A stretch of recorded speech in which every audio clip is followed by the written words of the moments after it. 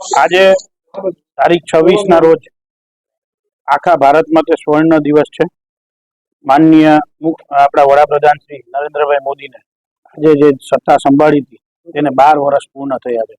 એ જ દિવસે અમને જોગાનું જોગ નસીબદાર કહેવાય પોરબંદર મહાનગરપાલિકા કે જેને પ્રથમ મેયર તરીકે મને જાહેર કર્યો છે. અને અમારી ફર્સ્ટ પ્રાયોરિટી આવતા દિવસોમાં જે વરસાદ આવવાની મોસમ આવે છે તેની પ્રી મોન્સૂન કામગીરી માટેની જે હશે તે અમારી પ્રથમ પ્રાયોરિટી હશે. અન્યથા જેવું આપણે વરસાદી સિઝન પૂરી થશે એવા તહેવારો ચાલુ થશે એટલે ગામમાં સફાઈ અને જે કંઈ નાના મોટા પ્રશ્ન હોય એ તાત્કાલિક સોલ્વ થાય અને એનું અમારે સંકલન કરી અધિકારીઓ સાથે અને તાત્કાલિક જે કંઈ નિર્ણય થશે એ આપને સૌને જણાવવામાં આવશે. 50% અનામત છે આપણે, એટલે મહિલાઓને પ્રાયોરિટી ભારતીય જનતા દ્વારા આપવામાં આવે છે. અને એ જ અનુક્રમે આજે અમારી સાથે જે 52 કોર્પોરેટો મારા સહિત છે એમાં 26 મહિલાઓ છે. એમાંથી એક મહિલાઓને મુખ્ય હોદ્દામાં પણ આ સ્થાન આપ્યું છે પાર્ટીએ. અને મહિલાઓને જે કંઈ પ્રશ્ન હશે તે તાત્કાલિક નિરાકરણ આવે એવું અમારું પ્રાયોરિટી રહેશે. ભૂતકાળમાં ભ્રષ્ટાચારના આક્ષેપો હવે તમારું શાસન છે, કેવી પારદર્શિકતા હશે લોકોને? ભૂતકાળમાં ક્યારેય એવું કંઈ સાબિત થયું નથી અને આગામી દિવસોમાં એવું કંઈ થવાનું નથી તેવી હું આપને ખાતરી આપું.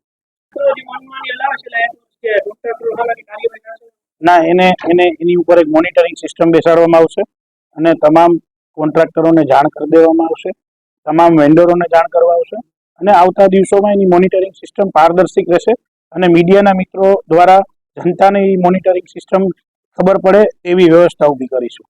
યુવાનો માટે જે કંઈ વિકાસ થશે એમાં સૌથી મોટો ફાળો યુવાનોનો હશે, કેમ કે સૌથી વધુ લાભ યુવાનો લેશે.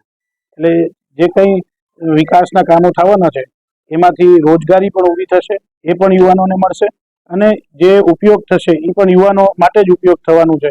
એટલે યુવાનોને તો સૌથી વધારે આમાં ફાયદો થવાનો છે. મેં આજે હમણાં જ હાલ જ ચાર્જ સ્વીકાર્યો છે.